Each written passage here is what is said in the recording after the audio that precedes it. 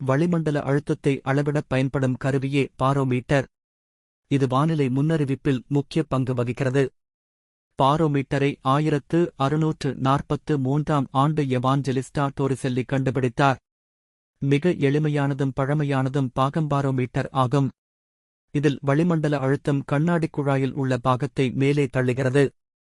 பாகம் எவ்வளவு உயரம் ஏறுகிறது என்பதை வைத்து காற்றழுத்தம் அறியப்படுகிறது. இன்னொரு வகை அனரோயிட் பாரோமீட்டர் ஆகும். இதில் திரவம் பயன்படுத்தப்படாது, பதிலாக உலோகப் பெட்டி ஒன்று இருக்கும். காற்றழுத்தம் மாறும்போது அந்த பெட்டி விரிவடையவோ சுருங்கவோ செய்கிறது. டிஜிட்டல் பாரோமீட்டர் மின்னணு உணரிகளின் மூலம் துல்லியமான அளவீடுகளை வழங்குகிறது. வானிலை மாற்றங்களை அறிய பாரோமீட்டர்கள் மிகவும் உதவுகின்றன. காற்றழுத்தம் குறைந்தால் மழையோ புயலோ வர வாய்ப்பு உள்ளது. காற்றழுத்தம் அதிகரித்தால் வானிலை சூரிய வெளிச்சத்துடன் தெளிவாக இருக்கும்.